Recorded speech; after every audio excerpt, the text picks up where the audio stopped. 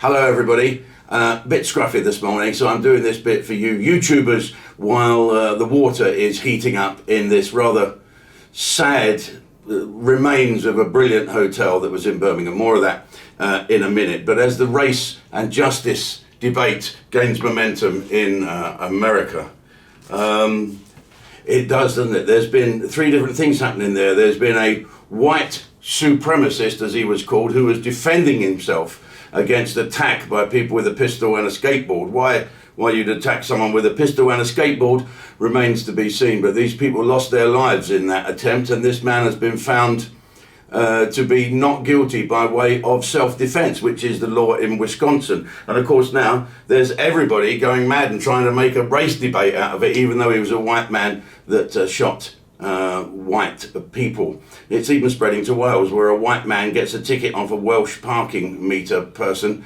and calls her a Welsh mayor, and he gets community sentence for using racist language when he's Welsh himself. When's it going to end?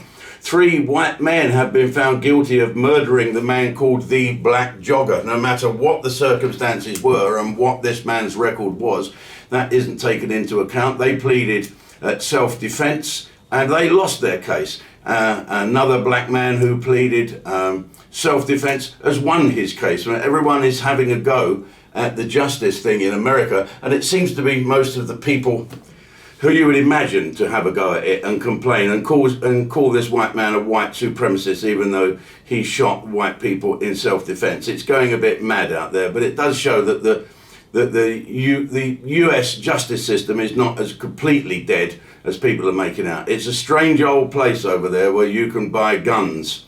I saw, as I did yesterday or Tuesday on my thing this week, there was a guy allegedly ran those people over in his red 4x4 doing a dance, a rap, you know, with his mate with a machine gun talking about ploughing into the crowd.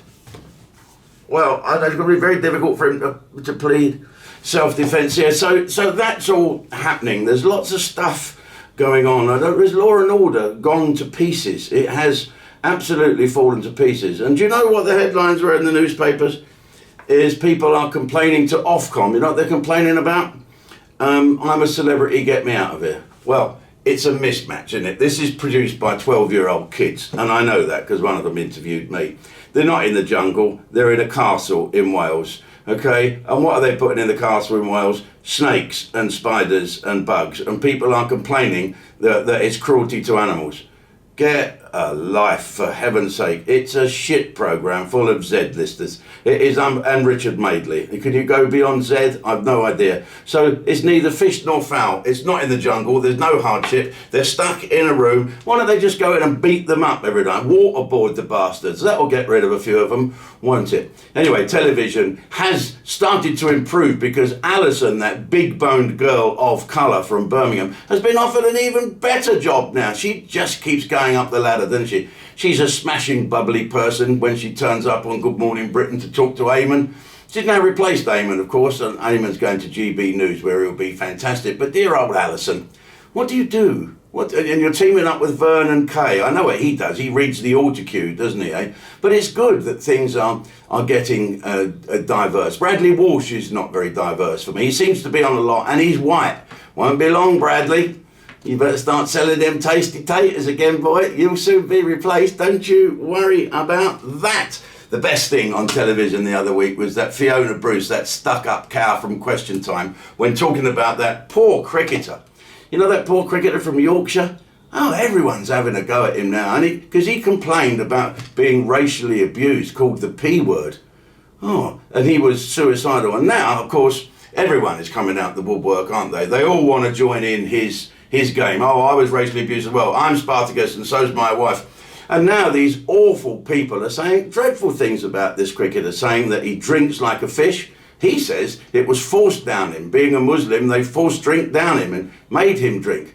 And then now they're saying he has a real big gambling debts as well. And now they're even saying that he texted inappropriate text to people under the age of 18.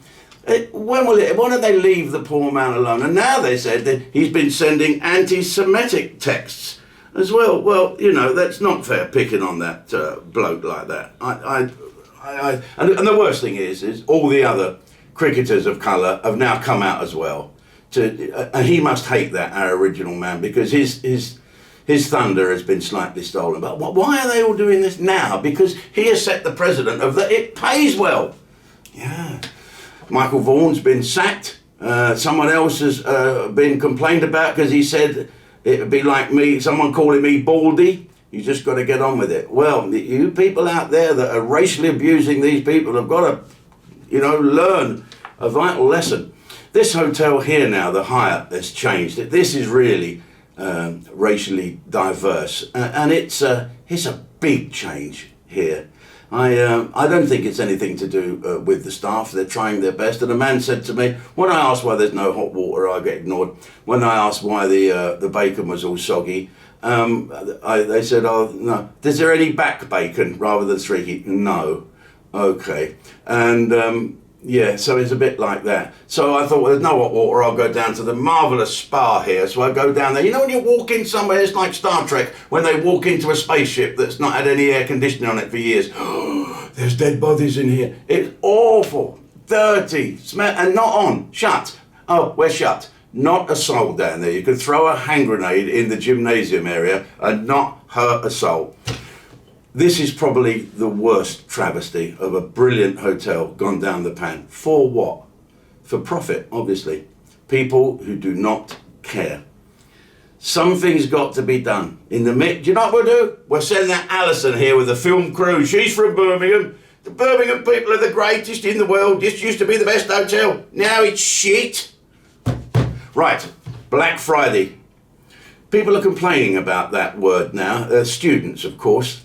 Who don't understand much. They think that global warming is helped by putting fans up out at sea on big poles to keep the water cool.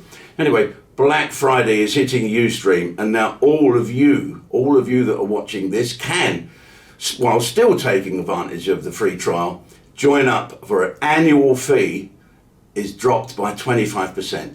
Everything in our shop, that my DVD, Danny's DVD, all our stuff, a squirrel t-shirts, squirrel mugs, everything. Personal messages for me for Christmas. It's all dropped 25% for Black Friday.